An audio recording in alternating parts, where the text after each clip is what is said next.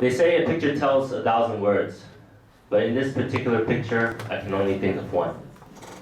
Journey. I believe entrepreneurship and life are interlinkedly related, and you're on a journey. How many of you here have started a business before, or are looking to start a business? Just a show of hands. Raise it high. Okay, I see a hand there, but are you gonna do it half-heartedly or? Okay, that's fine. Today I'll share with you 3 stories and 3 lessons I learned from each story that helped shape my life. Once upon a time, there was a man named John, actually a little boy. And as a little boy, John loved to take apart things, but he never knew how to put them back together. So one time, his father came back, and he found pieces of the TV spread out all over the floor. And his father asked him, "John, what happened?" John said, "I don't know." So his father later took away his video games for the next 14 days. And John loved video games. And that's all he did in high school. You see, he would come home after school every day and lock himself in a room and play video games because he didn't know what he wanted to do with his life. But he later found out one day would change his life forever. And that day came when he got a letter from the university admissions. So John opened up this letter. And then in the next 15 seconds, he was shocked. Why? Well, not a single university. Not a single university accepted him. The shame, the embarrassment he felt, he didn't know how to face his parents, he didn't know how to face his friends, nor his peers. So, with a little luck, his parents gave him a little money and sent him to private school. But John didn't like it there. It was a small university in the middle of nowhere. He still didn't know what to do with his life. So, one day he met a professor that taught him how to code in Java. And this professor was working on a side project dealing with high-frequency trading. So in layman's terms, it's pretty much using algorithms to trade stocks at lightning-fast speeds. So John approached his professor. He said, "Hey, I can help you market this program." His professor said, "Really?" John said, "Yeah, I can do it." But he was really thinking, "I don't know what I'm doing. I have no idea. I never started a business before. I never had any experience." And the next thing you know it, he's in the 7th floor of the W Hotel, wearing a suit 2 sizes too big for him, holding a beer in his hand. And John was 17 at the time. He wasn't even old enough to drink. And there he was, trying to sell people 3 times his age a software he knew nothing about. Initially, he gathered some interest. And then people were interested in finding out how they can get in on this opportunity. So John said, "Hey, I'm going to be rich. I'm going to make my first $1,000,000. Little did he know that these people end up trying to screw him over. See, they didn't want to buy the product. They wanted to steal it. They wanted to copy it. Lesson learned there. But it was not because of the failures that pushed John through. It was the fact that he took the first step. So the first word for this story is initiative. And now we move to a guy named Jack. Jack ventured into a number of businesses when he was a kid, and most of his inspiration came from a part-time job he had when he was 14, working in McDonald's. He swept the floors, he made burgers. You see, but that experience gave him a lot of insight into life. There was a day where his manager asked him, "Jack, come here." Jack followed him. His manager took him to the ladies' room. So Jack said, what's going on? Take me to the ladies' room. He goes in, and there's a surprise on his face. There was poop everywhere, all over the floor. What would you do? You see, what the manager did was, he took out handkerchief, this big, handed it to Jack. He said, "Please clean this. Please clean this."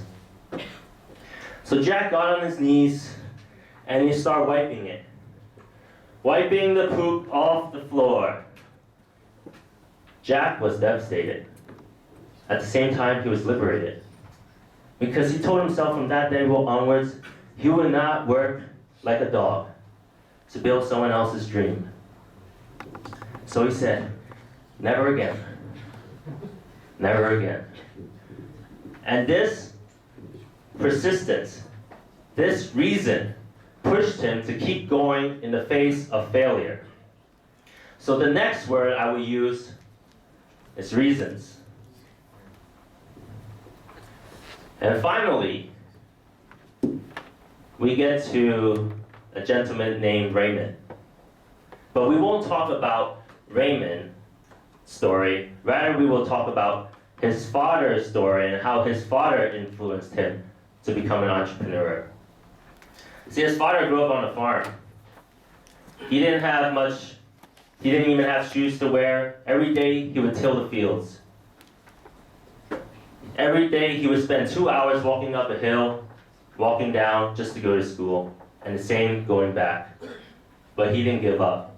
He told himself he was not going to be in this situation for long. So when he was 12, Raymond's father left his hometown, left his family, packed his bags, moved halfway across the world to a Spanish-speaking country. His father didn't speak Spanish. He said, "No problem, I'll take care of it." And he found himself in this new, distant country. He worked in the supermarket at day and in the restaurant at night. And any time he had left, he spent on studying. But little did he know that that was short-lived. You see, the place where he went to was called the Dominican Republic, a rundown nation in Central America. And during the 60s and 70s, there was a civil war. So one day, the restaurant got shot up by soldiers. Soldiers came in and started firing, killing innocent people. Raymond's father hid under the table. He didn't know what to do. He thought he was going to die. He really thought he was not going to see another day. But he did. And then afterward, he told himself, "Since I survived this, I think I can survive anything." Again, he got himself a ticket, this time to America, where he finally had his first pair of shoes. He put himself through college.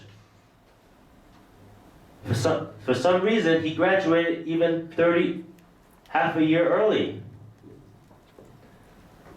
And eventually, he started his first business, later became a successful entrepreneur, inspiring his son.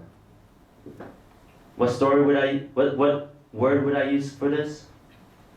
Commitment. Because commitment is the heart of being an entrepreneur.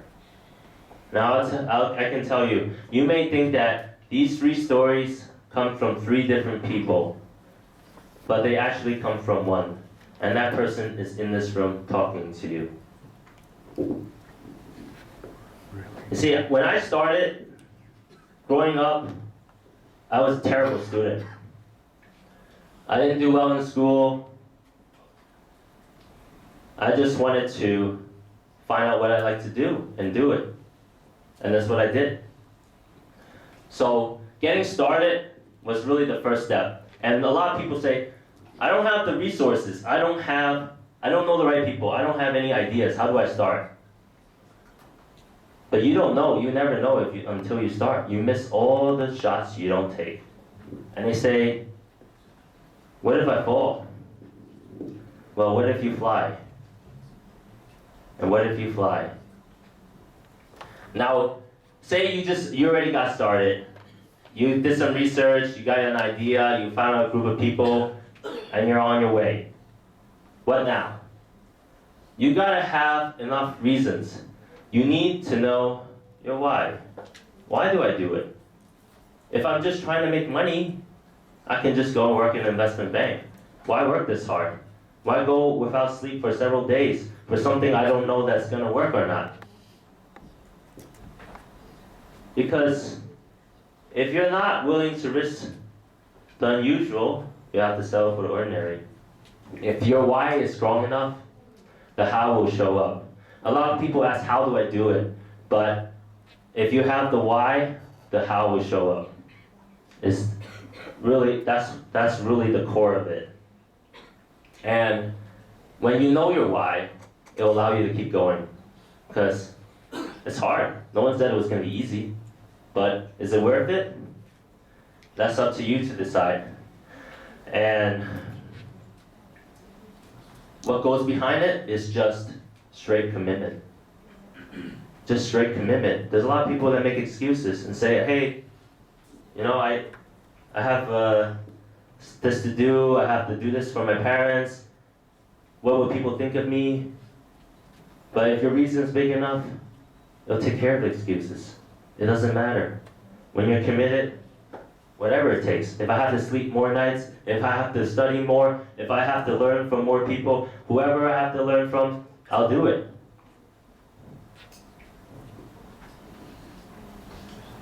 And at the end of the day, it's all belief. You know what I believe? I believe we all have dreams. I believe that in these dreams, we find out who we really are. I believe that we have the power to get started. I believe we have enough reasons to keep going and the right level of commitment to make it happen if we choose to. One day, your children will come up to you and ask you a question. How would you describe your life looking back? Would you say average? Or would you tell them, my life was extraordinary? See, we're all on a journey. Doesn't matter if you believe it or not. We're all on the journey. The real question is, which one are you on? Thank you.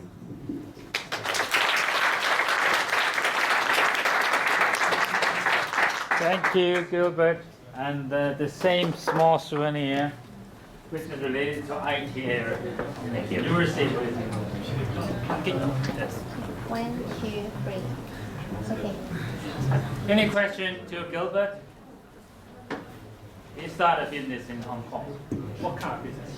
You want to introduce a little bit of your business then? Okay, now that you ask. So the first one was a high-frequency trading platform. I had no idea. I was very close to making the first sale. That one failed, but the first one I did when I came to Hong Kong, I was still in university when I came to Hong Kong. I started in home automation, so it's still IT product. Because I was an engineer. So I studied mechatronic engineer. I had some classmates. My first lesson was, if you're surrounding with people who have no idea what they're doing, chances are you won't get far. So the lesson there is, surround yourself with people smarter than you. That one was, I don't want to go into the details of the product, but it's really being able to control your house's entire electronic appliances with your phone. Like Wi-Fi. It's called Zigbee. Yeah, Zigbee. Yeah, Zigbee and BLE and all that stuff. So the second one was, it's not really a business, more like a social enterprise. I picked up golf about 4 years ago, and I'm still running this today. a mentor taught me how to play golf, and I really closely related to life because playing golf is like going on a journey again. It's like going on a journey.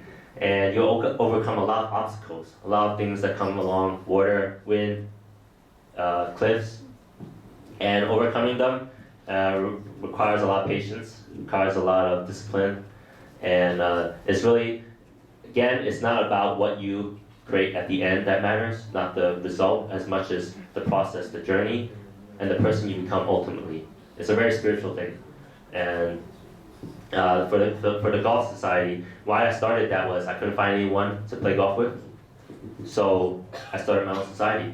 Very dumb, very dumb. I started it, and I didn't know it would turn out the way it is now. We host events. We have almost 200 events held since. We have a team of around 8 right now. We're trying to grow membership base and expand to different countries. But mostly, our mission behind it is empowering young people. Because a lot of societies in Hong Kong that play golf, they're all old guys, you know, just retired or something. But we want to cultivate the prime spirit. That's why we call Hong Kong Prime Golf Society. We want to cultivate young people. They don't have to be potentially really smart or educated per se, but they have that spirit. And we put together the society for them. So it doesn't matter where they come from. We have people all over the world, from Germany, US, UK, Switzerland, Australia, Singapore, anywhere. And it's something I'm very proud of, because people through this, we empower them to be able to meet. People have met their spouse through this, our society. People have found their dream job through our society. And personally, that's a success story, but that's what I would count as success, because my definition is doing the best with what you have, where you are. Because everyone starts at a different point in their life. And everyone will have times where it will define them. Like, you can choose to let your failure drive you out of business, or you can let your failure drive you towards success. So it's a choice. What happens to you or me or someone else, it happens to everyone. But how you decide to respond to that. You know, responsibility, it really means the ability to respond, right? So if you have a spirit of responsibility, you're cultivating ability to respond, not react. A lot of people react. They just go day to day. And if you go day to day, you could get some result, maybe, right? But if you cultivate the ability to respond, you know that if this does not work, I'll find another way. If that doesn't work, I'll find another way until I ultimately get the goal. And does that answer your question? Because I don't want to be too long-winded with. Does that answer your question? Yeah, that's okay. Cool. Yeah. Yeah. All right. Any more questions? Any more? I'm happy to take questions. One more. Hong Kong is not so common. This is very hard for business. The question was, Hong Kong is hard to use Zigbee. Not very common. Not very common. Well, it's not common to start a business either, right? It's not common. I mean, it's a you can say it's a very dumb idea too, right? We can be very dumb, like not dumb intellectually, but rationally speaking, the rational thing to do is not to start a business, right? It's not rational to start a business. You can just go work in a corporate or organization or do something, but why start a business? Because instead of working 9 to 6, you're working when you wake up to when you go to sleep.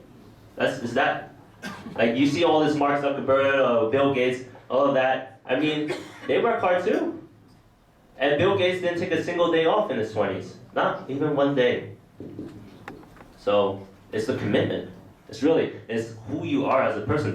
When an investor looks at you, they look at the person. They don't particularly look at the business, because the business can be run by someone else. And you can have a good business run by a person without discipline, and they'll ultimately fail. But if you take a terrible idea and you have a committed person, eventually, if this way doesn't work, he's going to find another way. This idea doesn't work, he's going to find another idea. It doesn't matter. That's why investing in people, investing in your circle, the people you surround yourself with, is ultimately the best investment you can make. So, yeah. Good. Yeah. Thank you very much.